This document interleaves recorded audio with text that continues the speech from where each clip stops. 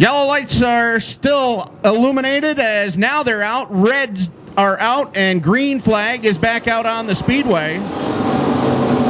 And there goes a plume of smoke off of Dan Speedling's number 20. Speedling going up in smoke on the Boomers performance in Sayers Auto Wrecking Night. This your first Pure Stock feature of the evening. As he comes off turn 4, he'll see checkers at the line. The winner of feature number 1 is Al Relier. Broke on the car last week. You're still trying to figure out, but this is a brand new motor. Talk to us about tonight's effort. Well, we'd worked on it for 12 hours yesterday to get it going, and I just didn't know if it was going to hold up or not, but I guess she's worked pretty good. I make jokes. But the 89 of Kerry Vandenberg slowly rolling down to the inside, and looks like Kerry will drop from the event. 1 lap in the books. Joey Morey showing the way, bringing it down here through turns 1 and 2. Got a great battle shaping up there for the runner-up spot. They're 3 deep up off the corner.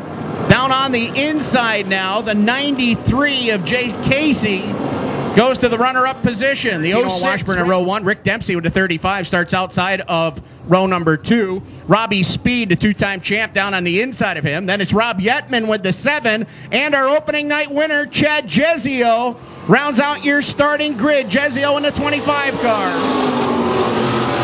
Green flag is out. They race down to turn number 1. Tarantino on the outside, but it will be the 25J of Jeff Washburn off the inside to take the lead here in the initial go-round.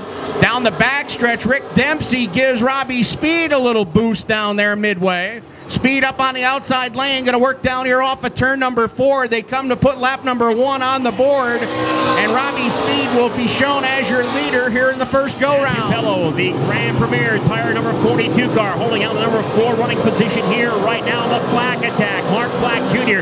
holds down the number 5 spot. He's being challenged as they work their way up through the west end, and we've got a car turned around up in turn number 4. Green flag out of the speedway. Sheldon going to do everything he can up into turn number 1 and 2, but Flack is going to shut the door. Meanwhile, we got a race for the 5th and final transfer spot as Mark Flack looking to make his move. Here's the race for the lead. Sheldon on the inside, looking to get by J.C. Flack. He will do so in turn number 3 and 4. Off of turn number 4, Kyle Sheldon comes down and he will win. He raced number 1. Once the heats are done, we'll go to our 3rd Pure Stock race of the evening. But right now, it's green flag over the field here. Qualifying heat race number 1 for the Sportsman Division.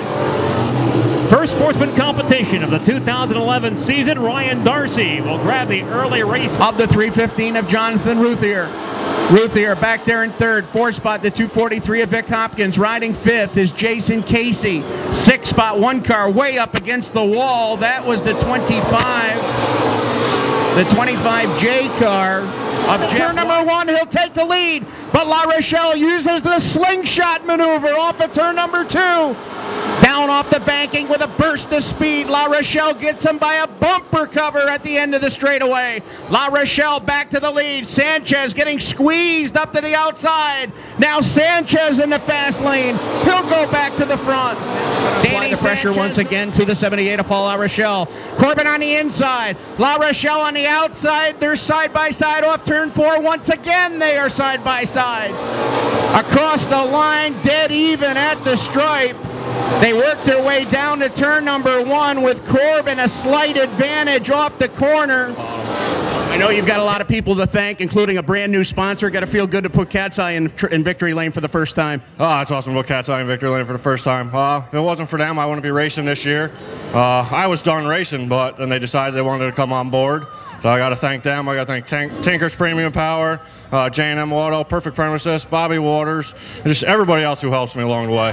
Well, we talked about it. All right, race fans, we're living on a prayer for 30 laps. Here we go on the flag stand. Robbie Rescott ready to let it run now. The green flag is in the air, and we are underway at the Valley of Speed with the Boomers Performance Sayers Auto Wrecking Dirt Car Pit Block Modified feature. Corellis, the electrifying DC, looking at inside lane over down low, but pulls it back in line here in front. Brian Berger, Donnie Corellis now 1 and 2. Corellis again looking at the inside. Berger strong to the challenge right there. Corellis will get a run at him here again to the back straightaway.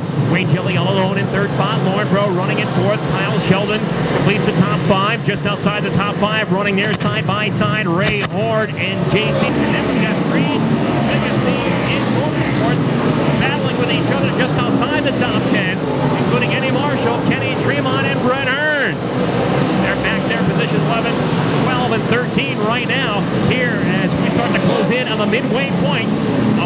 car big block modified feature. We're around a forward car up in the east end, and we've got a car up against the wall. A top 5 runner, Lauren Bro. Lauren Bro getting into the wall up in the east end. Looks like front end damage on the 14 car. Now for Brian Berger off in front. Final time around the Valley of Speed for Brian Berger. The Williams and Kingsley number 60 machine ready to see victory lane for the first time here in the 2011 campaign. It's Brian Berger. He's got him covered. Nobody up to challenge. Berger off of turn number 4. Checkered flags are in the air, and Brian Berger wins tonight's Boomers Performance Series Auto Wrecking Dirt Car Big Block Modified feature. There he is! To the roof, Brian Berger! Hey, that was a great one, Brian. Congratulations. Thank you very much. I'm whooped. I could tell. You took your time getting us strapped. That was what we talk about, hard-fought race victories. That certainly was one, because Donnie Carell has pressed you hard there a number of times. Oh yeah, there's a lot of great cars here. I knew he was there. I knew he was going to be tough, and all I had to do was just hit the line once after every lap, and boy, it was awesome. I got to thank Mike and Liz Garrity. They're the reason that this car is super fast. They really helped us out this winter, put a really strong Bedell motor in the car, and that's what we needed to compete with these guys, and now we got it. So it's been a while, Brian. I think this is your 4th career win. It's been a long time, actually, a few years since you and I have talked down here. So I know you got a few folks you want to thank. Yeah, about 3 years and 10 months, but who's counting? Yeah, so first, I really want to thank my sponsors, like I said, Mike and Liz Garrity, the Garrity Asphalt Reclaiming. They've been great for the last 3 years. Williams and Kingsley Auto has stuck by me as well, so thanks to Dickie and Reenie. And Pittsfield Lawn and Tractor has been with me since 2004, so thank you to them. And thank you to Brian Bedell and Boomers Performance. No better night to win than tonight. So. And look at that Cup trophy, something unique, no better. You got Boomers on the car. Congratulations. We'll let you celebrate win number 1 of 2011. Yeah, I just want to also say thank you to my crew. These guys have taken care of everything for me now that I'm working in Connecticut. So thanks to Scott and everybody. I appreciate it. Ready to go green down off of turn number 4. Green flag is out. We're underway. Your Boomers Performance Sears Auto Wrecking Sportsman feature is now underway. The Darcy construction car, number 21, Ryan Darcy, in need of a good run. He jumps out to an early lead. And there for 3rd as they race wheel to turn 3. That is the 12 of Brian Sanstead and the 83 of Chad Pierce. They'll race hot and heavy, but alongside, here comes another car. That is the number 98 of the young driver, Colby Schroeder. As the best race, hang on, Oldenswire, Steve Mier, high speed crash, and they'll back into each other. As obviously they got into each other here midway down the front stretch. Luckily, no one else collected, but still, Olden Dwyer and Steve Mier heavily involved as they stay here alongside of each other, into each other. Side by side they run, wheel to wheel off turn number 2, but the fast lane prevails once again.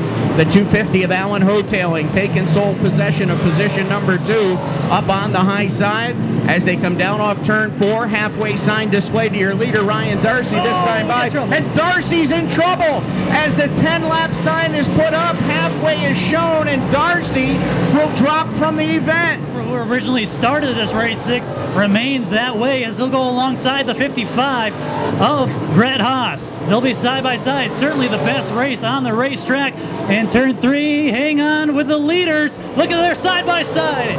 Slower car dead ahead of your leaders.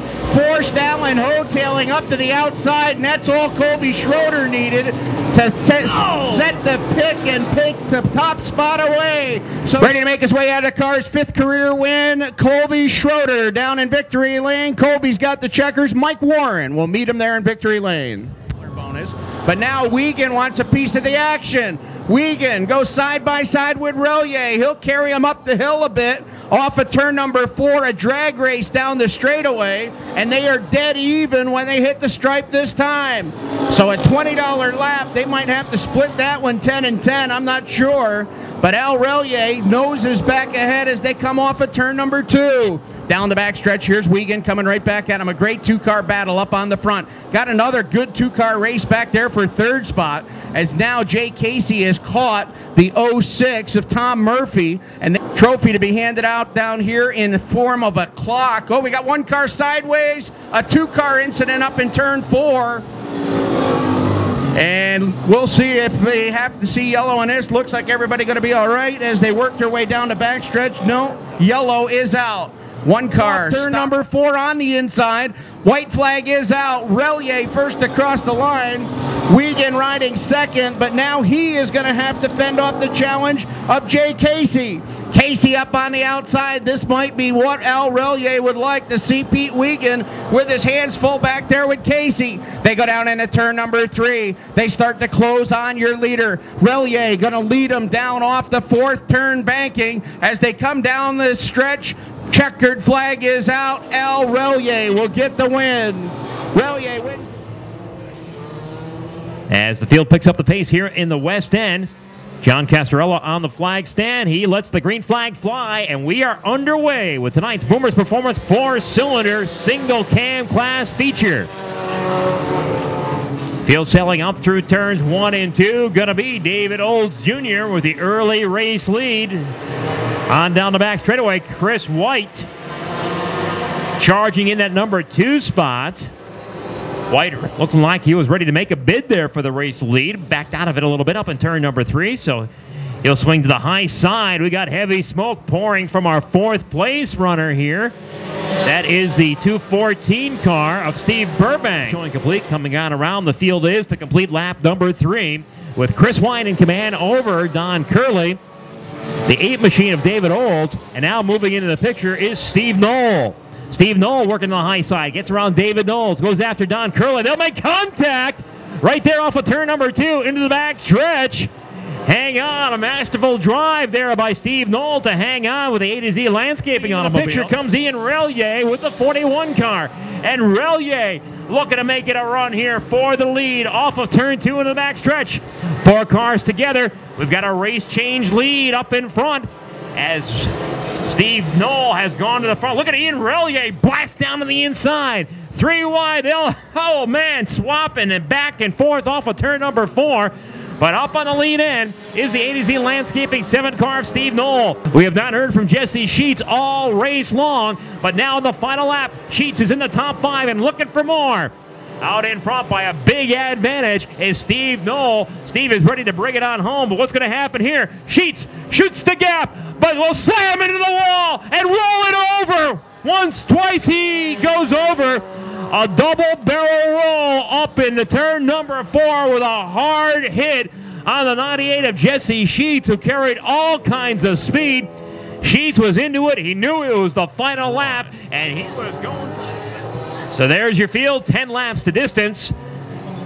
John Castorella Sr. ready to let that green flag fly. He does so. We are underway with our 4-cylinder finale for the dual cam class. Hotelling. He'll swing to the inside. Gets a good run. Side by side they are here in front. That time Alan Hotelling at the stripe had the 2nd place spot. He's on the inside lane. Chris Vandepute on the high line trying to battle him back. He'll get a good run off of turn number 2, but Hotelling will make the pass complete. Here comes Chris Vandepute. He swaps lanes. He'll drop low on Hotelling and try to make a bid right back here. They'll go back side by side. Leaning on each other up at turn number 4. Chris Vandepute will ease on by here at the white flag. That's 1 lap left to go. Way out in front is Steve Loomis. He's got a big straightaway advantage. Nobody up to challenge him. But the fun racing has been going on for this number 2 spot between Chris Vandepute and Alan Hotelling, who have been swapping positions. And here comes Hotelling one more time. Up into turn number 3. They battle hard. Meanwhile, checkers are out here in front. Steve Loomis wins this one easily. But look at this race for 2nd place as Alan Hotelling will crank it up again. Right down to the checkers is going to be Alan Hotelling getting that 2nd place spot away from Chris Vandepute.